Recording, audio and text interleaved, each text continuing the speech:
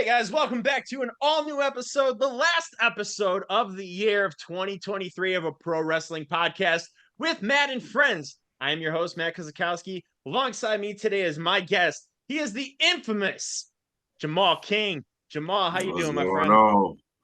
What's going Hey on, man, Matt? How you I'm doing, excited to man? have you on here, brother. Like I said before we started, man, when I first seen you, I knew I had to get you on my show, and I'm so glad to end the year off with Jumal Kyng.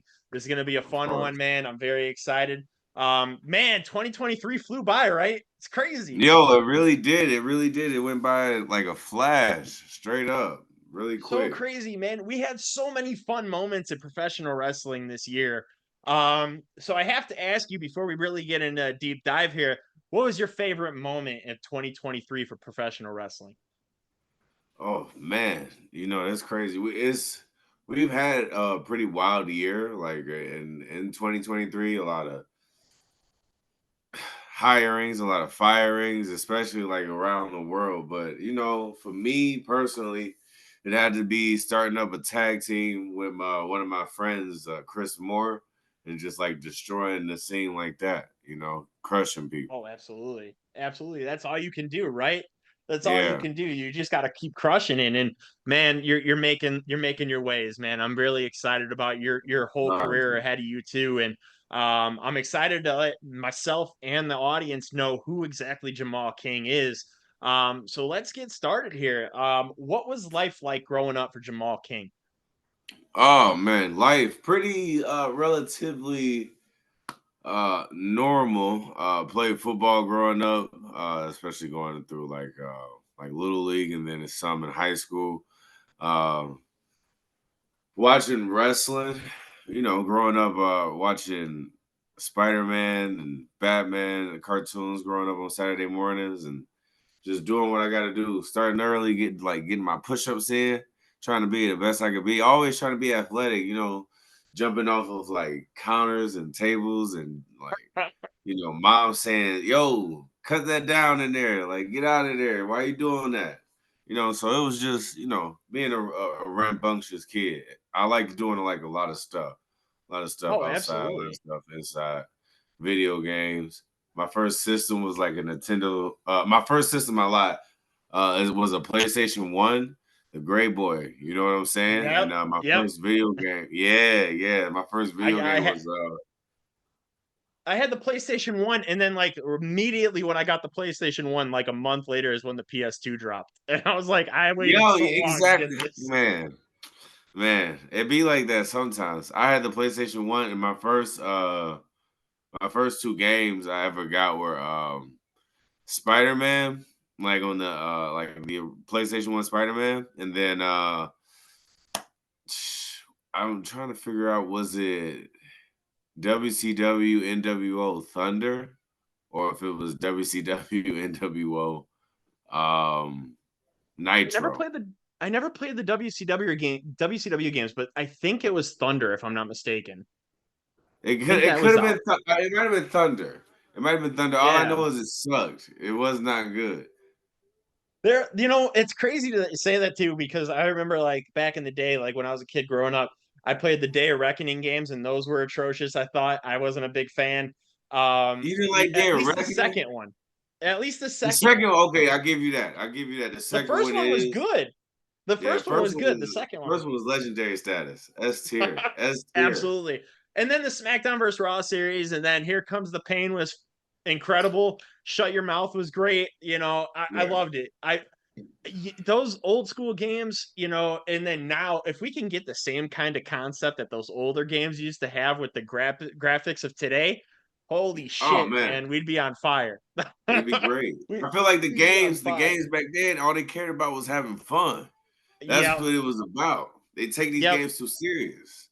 Oh, definitely. And it was so cool because you would get to walk around backstage and you'd get to go talk to a wrestler Yeah. and they'd be like, "Hey, let's go to the ring or let's team up." You know what I'm saying? Like, it was fun. And they need to bring that back because that was such a cool concept. And they don't do that Yeah. as much anymore. You could do I don't know what backstage they're brawls and afraid to stuff, do. but you gotta animate, you gotta have fun with it. And I think that's what they're Yeah. missing. I think But I remember back in I think it was the game Here Comes the Pain, or maybe it was Shut Your Mouth. If you could throw the guy into the car so many times, the car would explode and blow up. It'd be so animated, completely, just so I much want to say animation. that could have been easily Shut Your Mouth or Here Comes the Pain, one of those two, because they had the outside Yeah, areas and it was both of them. But I think Here Comes the Pain was more like out there, and I think it had more of that. So I think it was Here Comes the Pain because it was the it same might have kind of been. concept where you drove around in the little what is it? Not the tractor or whatever it was, but you took the guy, choke slammed him or whatever, and you threw him against the wall. Yeah, I think off Undertaker's motorcycle or something like that. You could just Yep. drive it, boom, grab him. Man, the video games back then was so great. They were Those are doing their best. they were so Or much maybe we were fun, man. kids. Who knows? One of Yeah, these days we'll get it back. I mean, everybody's always trying to push for like older games to get remastered. So who knows? One of these days we might get a throwback. That'd be fantastic. Um, so you had a pretty good life growing up. I mean, it seems like you had so much fun. Old school. Watching cartoons, stuff like that. You mentioned you were a big wrestling fan growing up as well. So do you remember that first moment that caught your eye into pro wrestling where you were like, "Wow, this is so cool"? there's a couple moments.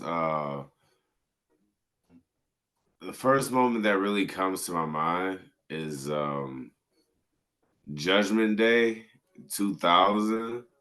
I think that's what it is. I'm not too sure. I was a kid. I think I was around like 4, and like I just remember like the Undertaker returning. Really, I just remember like these three little girls on the screen, and I was like, "What is this?" And then the light came on from the motorcycle, completely Yep. scared the shit out of me as a little kid. But I was intrigued. I was really intrigued. Yeah. You know what I mean? Yeah. No, for sure. And The Undertaker And scared the shit out of everybody, man. Like, yeah, everything yeah. he I did think was no just kinda matter like, what, no, I think no matter what incarnation of the Undertaker, I think if you can show that to a small enough child, it would traumatize them at any age. Like you might get him, you might mess up his adult life. oh, So definitely. It's funny because even the biker gimmick, like, just like what you mentioned, like, the little girls on the screen and shit, like, that yeah, creeped if you me out. catch that at Like, the beginning, if you catch the beginning of Biker Taker, it is a little scary still. It is oh, just a yeah, tad bit. I got petrified. I mean, The Undertaker, dude, I remember watching it because when I first started watching it, he was just about to turn back into the dead man. Like, so it was like probably a couple months before Kane buried him and helped Vince McMahon beat Okay, him. And yeah. then when he did his whole return from the Royal Rumble till WrestleMania and it was building and you would hear the dong and shit, like, I'm 13 probably at this time when this is happening and I'm still scared. Like, I'm like, what the fuck? Like, It was some shit, bro. It was some shit, especially like he's so big. I like yeah, like all the tattoos and stuff. It's cool. It's badass. It's pretty dope. oh, It's pretty absolutely. dope. And he's not the American badass for no reason, right? Right? Yeah. No, So exactly. I mean that's fantastic. But so when you started watching it, who were the guys that gravitated towards you? Like who were some of your favorites when you started watching it? Okay, so I'm not gonna lie to Rock. My first live event I've ever been to. I think it was it was the go home episode before WrestleMania 18. So like it was that Raw where it was like a not a triple threat handicap match Yep. between the Rock and Stone with Rock and Stone Cold against the NWO. That was here Huh. in Yep. Detroit. Yeah, yeah, yeah. At the old it's demolished now at the old Joe Louis Arena, but that's where I saw that match, and that match kind of it made me a really big fan of like The Rock because that was like it was my first time seeing him live. It made me a Yeah. really big fan of The Rock. And then Kevin Nash is also cool as shit. I believe, and Yep. he's helped me a lot. Like not he like him personally, but watching him, I've learned a lot from like just studying him because being cool is a big part of wrestling. I think you need to be cool in all aspects of the business. And you know what I mean. He just Keep a has that level head, be swagger. smart, and be a businessman. Yeah. Oh, absolutely. And he just has that swagger about him. Like just Yeah, just man. so chill. And he just Yeah. like he's just like whatever. You Exactly, know? bro. Like he's just like he seemed like a cool guy to me, and I took a lot of inspiration out of that. Oh Plus he's yeah, from for sure. Detroit too, so Oh yeah, absolutely. And I mean, you there's gotta never gotta been a support dull the moment home. where home team. right. There's never been a dull Yeah. moment for Kevin Nash for me. Like I've No, always liked man. Nash as well. I've always thought he was great. People kind of sometimes shit on him about the whole quads thing. You can't help that, right? You can't help when injuries happen. You know, it's not his Ah, fault. Doesn't mean he wasn't a yeah, good wrestler. Doesn't mean he wasn't cool as hell. We all liked Big Daddy Cool. exactly. At one Yeah, point, we yeah, were all fans exactly. of him Yeah, for sure. And yeah. the people just shit on him because the quad shit. And I'm like, man, you go in the ring and you do what they do because you obviously Exactly, can't do it. exactly. It's a lot. You It's a know? lot, especially being like 6'10" and like 350 pounds. It's a lot of Oh weight you yeah. gotta carry around every day. Oh, for So, sure, 100%. When was that moment that you really decided, like, hey, I'm gonna be a pro wrestler one day? um, in high school, we got done with like football season and stuff like that, and then I don't know how this came about, but it probably didn't help me get a lot of girls. I still got a lot of numbers and stuff, but there was like we were all just messing around, just horsing around in like the hallways of high school. And like this kid like did like one of these jumps, right? Like something like that. And then I completely speared him out of midair, like just completely speared him in high school. And I did that, and I was like, damn. I was like, and somebody went like one of my friends was like, yo, dude, like you just completely demolished that fucking kid. Like you should try to do something like that. And I was like, huh. I just started going up to like my high school gym, and like they had these wrestling mats up there. Just Mhm. started doing moves with my friends and stuff like that, and trying to train myself.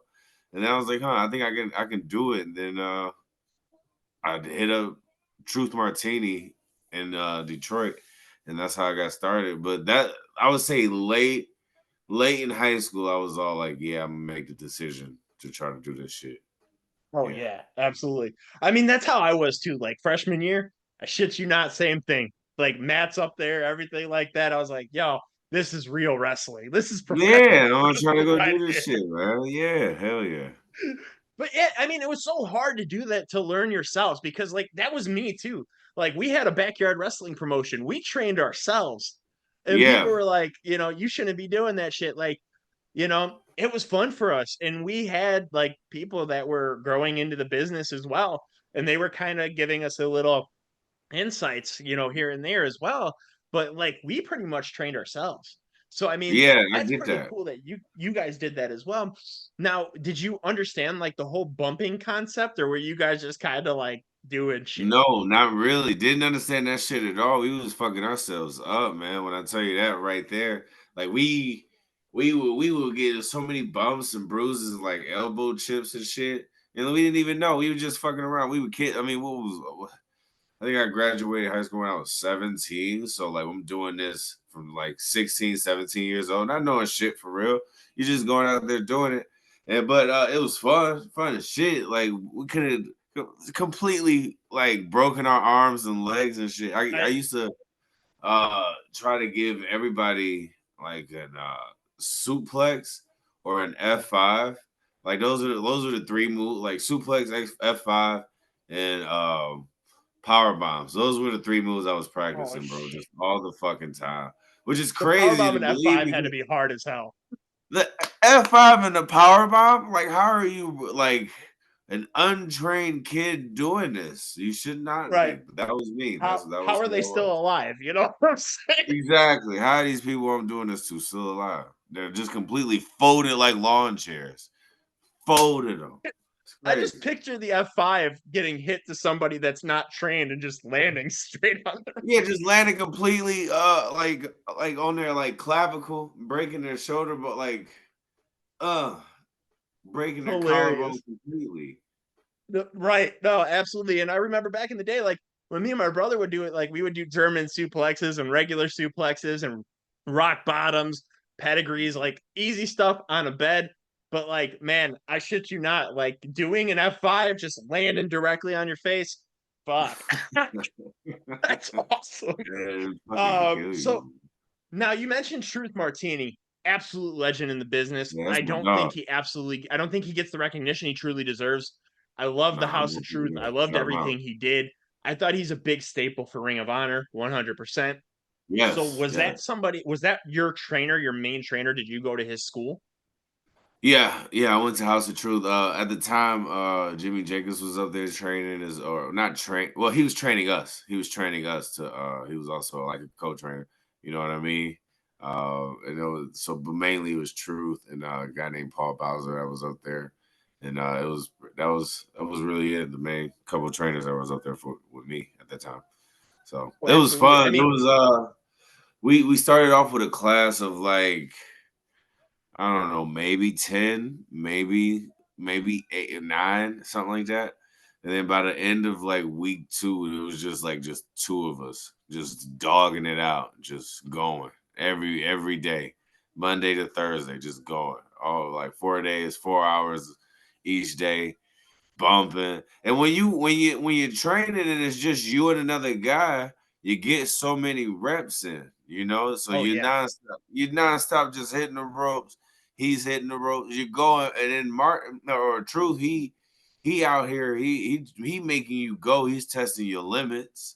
You know what I mean? So it's always good to have a coach like that or a mentor like that in your corner as well. You know what I Oh, mean? absolutely. Always Absolutely. pushing you. Yeah.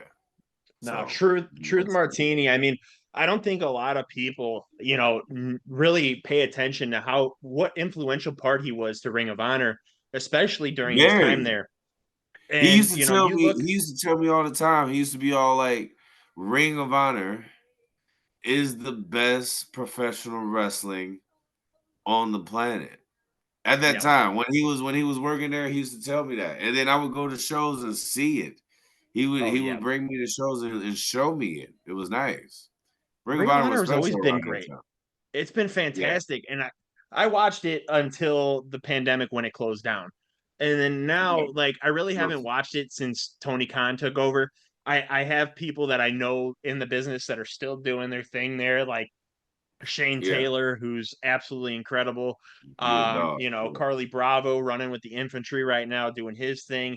I still Yeah, I watch it like once in him. a I while, love not him. as much as I used to. I want to get back into it, but Ring of Honor was definitely the best independent wrestling there was back then, Yeah. 100%. And Yeah. you can't take away anything Truth Martini's done either, because all the list of people he's trained in the business, he's got a Yeah. big list of people that you would be like, oh damn, he trained him too. So fucking talented, man. Hey, the Book of Truth, man. He's so much knowledge in there, bro. So much Oh, knowledge. 100%. Um, so we're watching your matches and stuff like that, and your finish is a spin out power bomb. So I have to ask you this: besides you, who has the best spin out power bomb, blue thunder bomb Oh in the business? man, that's such a tough question. Um,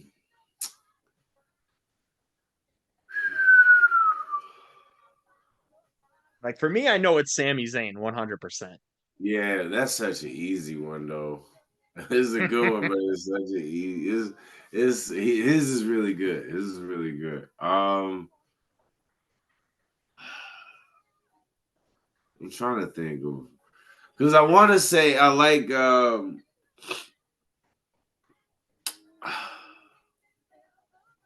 gonna go We'll with say back Cena. in the day, John Cena's prototype Yeah, bomb, when the he used to sit prototype. I down was with it, gonna. That's what I was gonna say. John Cena it is the was prototype. fantastic. And Yeah, then when he because started I doing like just how the different. regular and drop Yeah, down, like it started getting bland, but like his earlier ones, yeah, fantastic, man. The sit yeah. down ones, the prototype bomb, Yeah. perfect. John Cena. Perfect. John Cena does have it. Yeah, I'm gonna go with that one. I'm gonna go with that one. I mean, he does have an amazing one, and I think yours is great up there too, man. I mean, just it's Yeah. so smooth too, because you just lift him up casually and just drop his ass down. Yeah, and I try to lift him up and try to get as many spins as I can. I think what I was gonna say was I think I saw Claudio do one to this guy. I think he caught him in midair and like flipped him and turned him and like went with it, and it was Oh man, nasty. So I'd have to try to that's find that. yeah. If not, yeah, that's what I'm gonna go with. But yeah, I'm gonna go with Yeah. Cena's for right now with the safe, easy pick, easy Oh, pick. See, absolutely. Absolutely. Now, well, like I said before we started, before I had my interview with Isaiah Moore, another amazing talent out there doing his thing. I seen your match with him, and yeah, that's where I kind of was like, "Holy shit, this guy Jumal Kyng is absolutely badass." I can't wait to watch his matches and bring him on the appreciate show. you, appreciate you. Your guys' chemistry was absolutely incredible in that match. Oh Was that yeah, the thank first you. time you guys ever wrestled together? Yeah, first time I ever met him. Yeah, yeah, Oh didn't know that shit. guy. Okay. Yeah, didn't So know that guy at all. I do have to ask you because I mean he's quick, man. You could tell he's quick in that ring. He does things really quickly. With the guy with the nickname the human highlight reel, he truly is a human highlight reel. What's it like to call like spots in a match with somebody as quick on his feet like Isaiah Moore? It was nice. It was pretty cool. Like, he has a good mind for the business and stuff like that. Like, putting things where they need to be.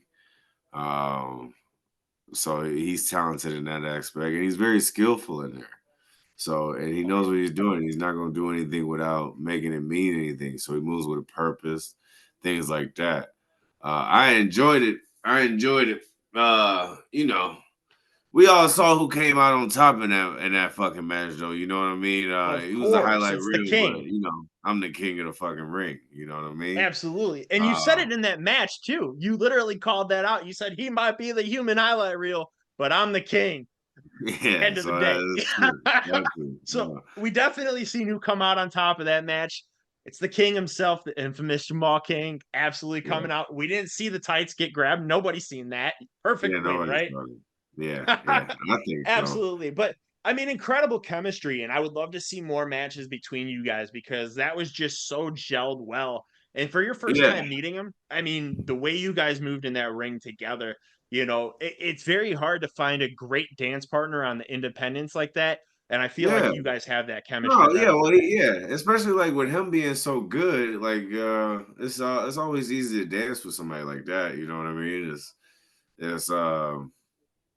how can I put like if when two people know what they're like really doing in there and know themselves, it's money. It can make Oh, it the 100%. night is magic. You know, Oh, um, 100%. yeah. And the You've been confidence learning between the that both from of you Ricky was just Martin there. lately. Wait, say that again. I said the confidence between both of you guys just in that match Oh yeah, altogether was that's just yeah, there. man.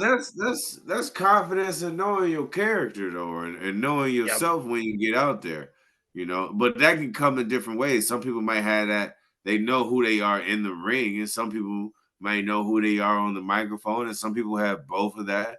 And for those that have both are very lucky. Some that have either, some might not have any, and that might not Uh-huh. have any confidence in anything they do when they get out there, and it shows. But you know, you got to keep going, and then every time you keep going out through that curtain, you gain more confidence, you gain more experience, and like you gain more knowledge. So I think that's what 100%. does it. Yeah. So 100%. And I mean, like I said, you just carry yourself in a different demeanor and you can tell like you're the best and you're going out there and you're taking the main event spotlight and just running with that's it. it. And you've been absolutely killing it. I'm watching your matches and I have to say you're probably one of the best transitional wrestlers when it comes to switching from move to move. Um, you do Thank it you. pretty quickly. You do it pretty flawlessly. I've seen you go from power moves to submission and submission to power moves. Like your transition is just perfect. When you think about transitional wrestlers like that, who would you consider one of the best all time that you could kind of sit there and say, this is why I'm doing what I'm doing because this person is doing the same thing? Well, it's a little deeper than that. I try to move. Oh, somebody that okay. So the first person that comes to mind would be Brian Danielson. That's a huge because that was back when I was coming up out of high school. Like he was like at the top of his game for real, in like 2014.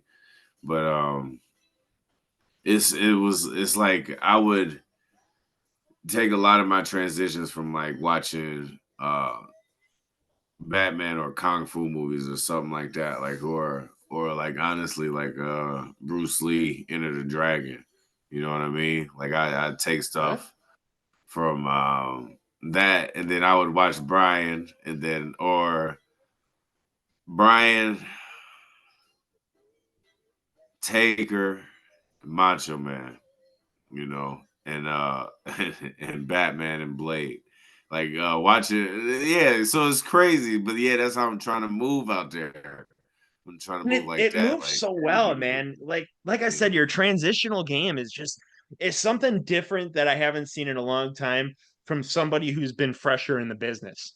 And yeah, like what you're doing in there, the way you're moving is just like, man, I haven't seen that since somebody like Brian Danielson in his earlier days too. Like just the transition. And I feel like when people are going to start watching you, and I feel like more and more people need to get their eyes on who Jumal Kyng is, they're going to see that you're somebody that is not to be fucked around with, that your game in the ring is something on a completely different level. And I no, can't thanks, wait man. till the Yeah, of world sees course. that, man, because Yeah. I'm watching it, and you did this move where you went from doing a dragon sleeper into a sit out power bomb real quick. And I was like, holy shit, that's impressive. And just Yeah. the way you rotate in that ring, man, is like, holy crap, I can't do that shit. I wish I could. And you talked earlier about your athletic, background earlier in your life and stuff like that. And it shows, man. It shows your Oh, conditioning, yeah, everything like man. Yeah. that has been on point since day one. Um, so I have to ask you now when we're talking about transitionals and we're talking about, power moves into submissions or submissions into power moves, you have a pinfall finish and you have a submission finish. When it comes down to doing a finish, which one do you prefer? What is more something that gets you hyped? Like what meal feels more special, doing a pinfall move or a submission move? See, that's a very good question. That is a very good question. Wow, thank you.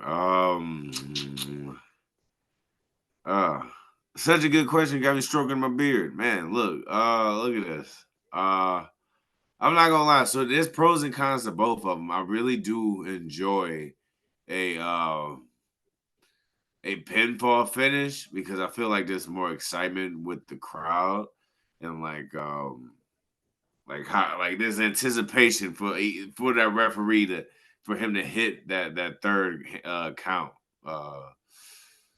But with the submission, it's the tense moment. Is he gonna tap out or is he gonna get to the rope?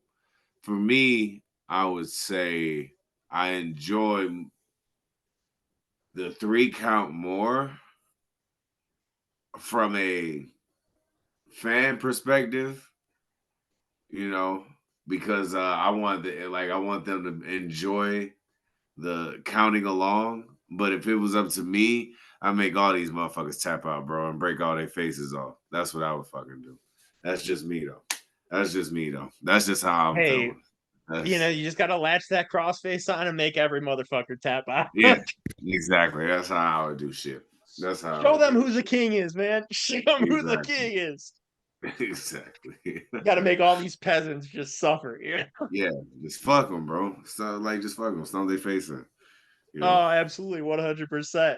And like I said, I mean, man, just the way you move in their ring is just so smooth. And when it comes down to wrestling and it comes down to companies or dream opponents, anything like that, like I've seen you wrestle a decent amount of people out there. You've been in the ring with a couple bigger names on the independent scene as well.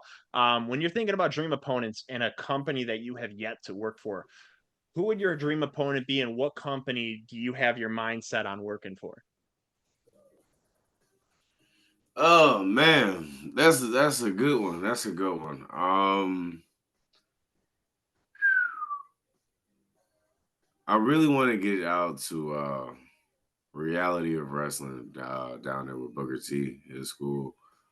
Right now, near future, I want to say I've seen this guy a couple of times. I've met him. I've been to his promotion, Exodus Pro Wrestling, down there in Cleveland.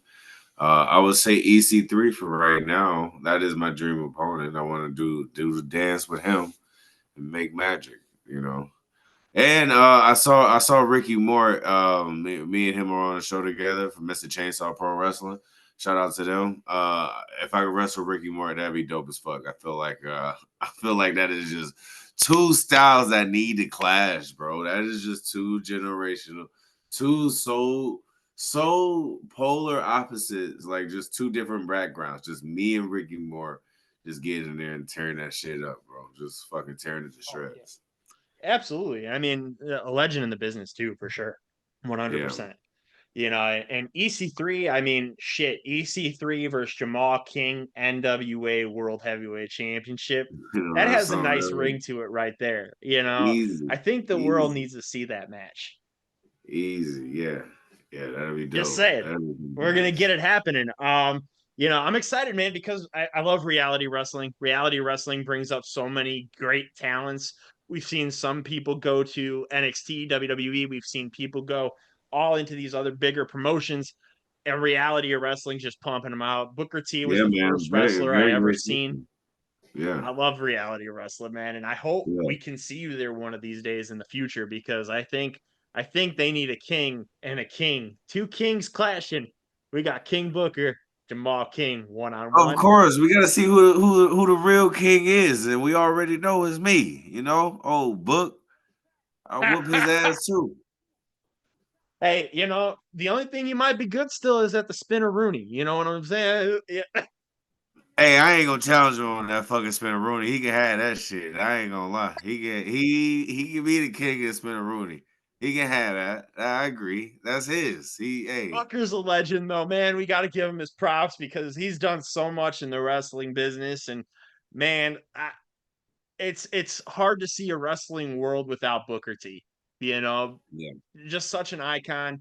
You know, probably one of my all-time favorites, just because he was the first wrestler I ever seen.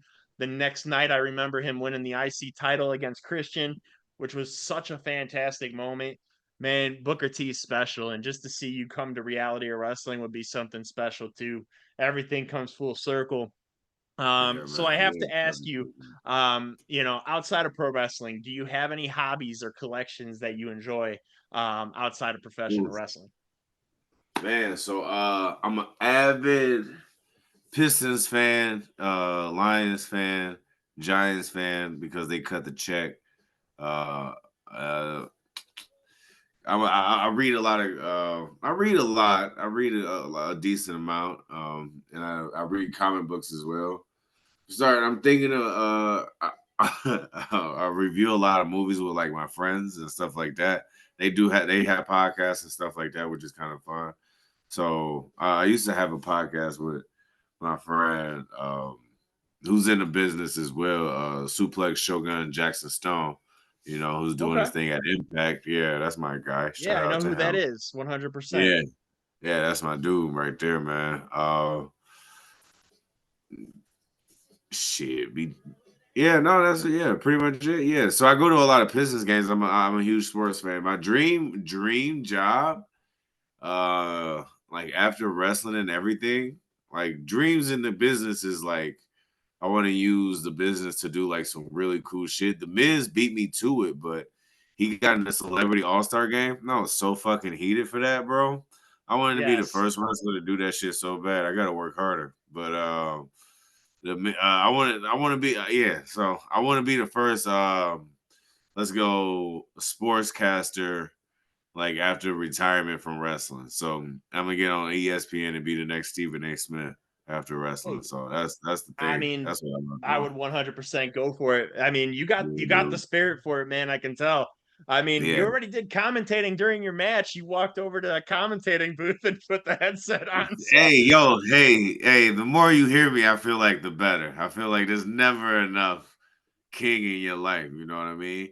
I'm just showing I oh, can do it all. I can wrestle. I can commentate. I can cut promos all in the ring all at once. I'm the greatest. You know. oh, absolutely. And I mean, hey, man, like I said, sky's the limit, and I'm very excited about your future. I can't Oh, wait to see thanks, you man. absolutely kill it. I do think you're going to be the one to look out for 2024.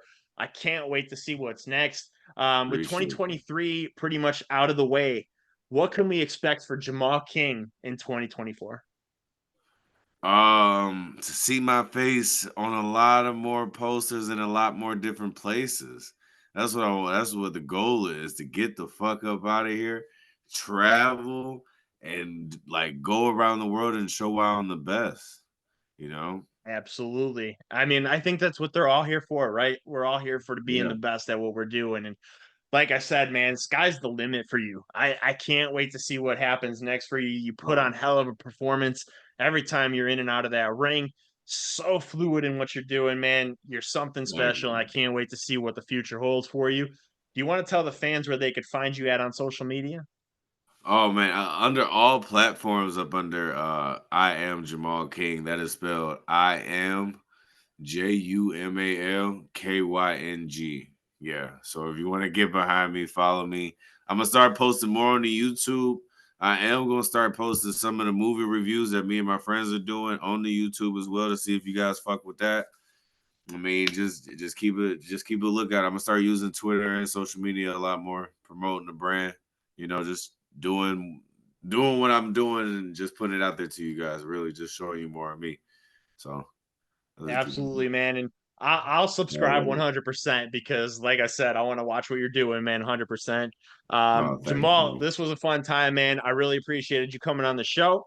Guys, I please go appreciate follow it. Jumal King. He is the future professional wrestling, one to look out for in 2024. Guys, once again, my name is Matt Kozakowski. We're off for 2023. 2024 is up ahead. Till next time, guys, this is Jamal King. I'm Matt Kozakowski. Hip Happy hip. holidays.